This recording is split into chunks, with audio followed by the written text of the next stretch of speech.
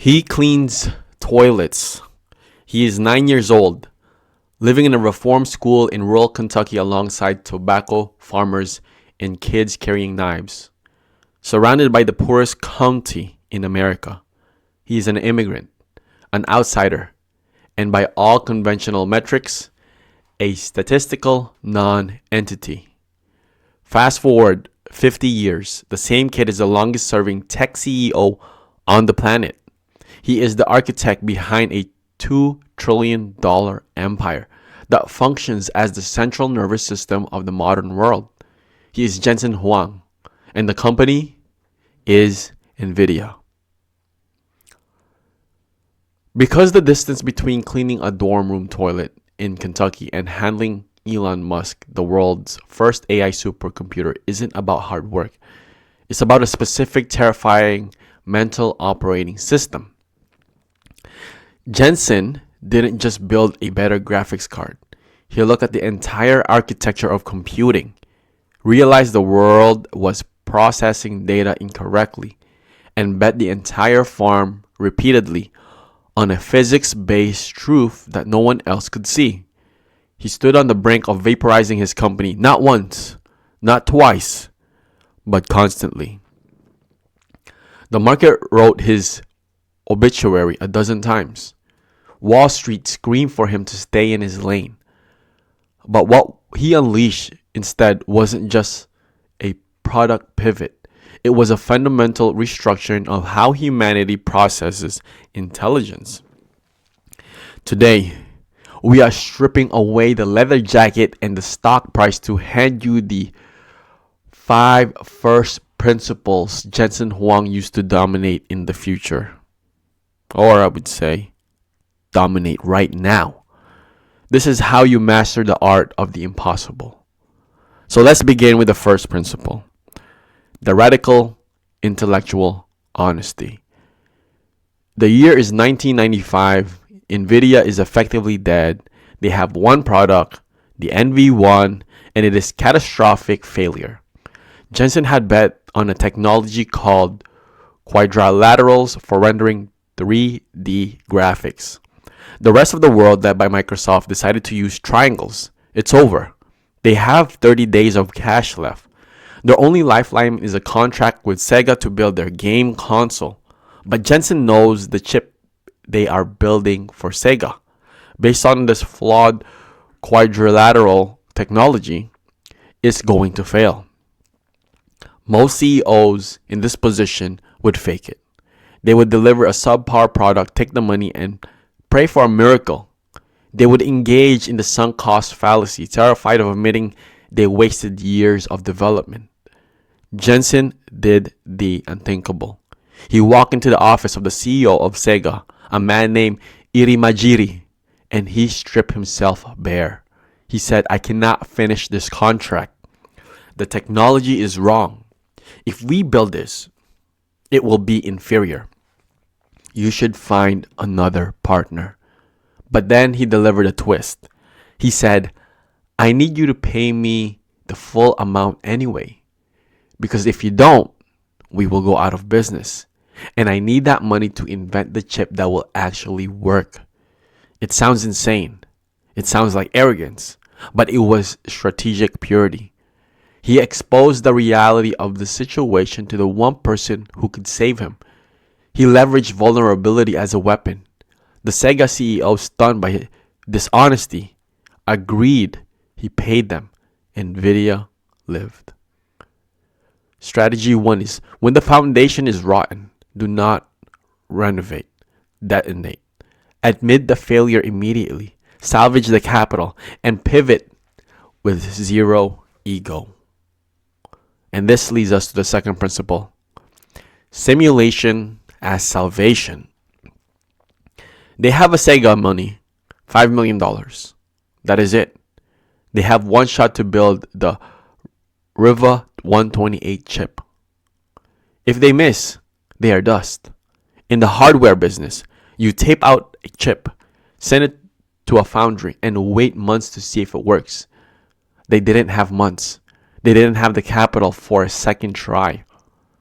So what did Jensen do? He took half of the survival money, half of his company's lifeblood, and he didn't spend it on engineers. He didn't spend it on marketing. He bought an emulator, a massive machine from a company called ICOS that could pretend to be their chip. His competitors were racing to production. Jensen was racing to simulation. He virtualized the risk. He tested every line of software on a chip that didn't physically exist yet. By the time they sent the blueprints to the factory, they weren't guessing. They knew. When the silicon came back, it worked instantly. NVIDIA became the fastest company in history to go from $0 to $1 billion in revenue. So, the lesson and takeaway is do not pay for mistakes in the market. Pay for them in the lab. Front load your pain. In high stakes environments, simulation is an expense. It is your insurance policy against extinction. And now we move to the third principle, the one that birthed the AI revolution, which is called define the consensus via physics. For years, computers process data sequentially, one thing after another. That's the CPU. That's Intel. That's the establishment. But Jensen looked at the physical of the world. Let me correct that. But Jensen looked at the physics of the world. The world doesn't happen one thing at a time. It happens all at once. Light hits every pixel of your retina simultaneously. He realized that computing needed to be parallel, not sequential. So he made a decision that destroyed his company profitability for a decade. He invented CUDA. He turned the graphics card, a toy for video gamers, into a supercomputer that could be programmed by anyone. Wall Street hated it. They pummeled the stock. They couldn't understand why a gaming company was building supercomputing architecture into cards meant for playing Quake. It crushed their margins. It cost billions. But Jensen wasn't looking at the market. He was looking at first principles. He reasoned that if you could make parallel computing free and accessible, eventually researchers would find problems that his only architecture could solve. He was right. He didn't find the market. The market found him. The scientists came. Then the image recognition researchers came. And then the creators of ChatGPT came. The lesson here is do not build for the addressable market that exists today. Build for the friction that exists in the physics of the problem. If you solve the fundamental bottleneck, the market will form around you. And this brings us to the fourth principle, the $0 billion market. When Jensen handed the first DGX-1 supercomputer to OpenAI in 2016, nobody had asked for it. There was no customer demand. In the spreadsheet sense, traditional MBA thinking says you analyze a market, look for the customer's pain point, and build a solution. Jensen inverted the model. He looked at the trajectory of deep learning and realized that software was about to start writing itself. He realized that we were moving from a world where humans wrote code to a world where humans curated data, and a computer wrote the code. He built a factory, not for cars, not for widgets, but a factory for intelligence. He launched products into a void, trusting that if the computing power existed, the intelligence would follow. He ignored the lagging indicators of sales and focused on the leading indicators of innovation. Visionaries, here's the lesson. Visionaries conduct focus groups. They extrapolate the truth. If the logic holds up, it is the first principles are sound. But you build the supply before the demand exists. You force the evolution of the industry. And finally, the fifth principle, and perhaps the most critical for the investor and founder alike. It is called the paranoia of the pioneer. You would think sitting atop a $2 trillion market cap, Jensen would sleep well. He does not. He wakes up every single morning with the same feeling he had when the company was 30 days from bankruptcy. He calls it the struggle. He doesn't optimize for happiness. He optimizes for survival. He creates a culture where bad news travels fast, where good enough is a death sentence, and where success is viewed with suspicion. He told his staff during their darkest days, he tells them now, we are 30 days from going out of business. This isn't hyperbole.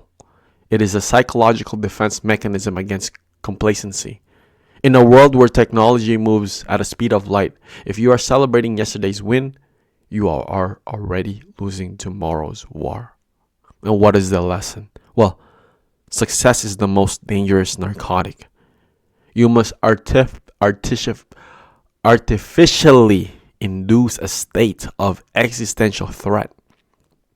Only the paranoid survive because only the paranoid are looking for the cliff edge while everyone else is looking at the view. Jensen Huang didn't just get lucky. He didn't just catch a wave. He spent 30 years paddling out into a storm that everyone else was fleeing because he calculated using first principles that the ocean had to break in his direction eventually. He cleaned toilets in Kentucky so he could clean up inefficiencies of modern computing. He stripped away ego, bet the farm on simulation, ignored the consensus, and remained terrified of failure even while he was winning. That is the playbook. It is brutal. It is exhausting.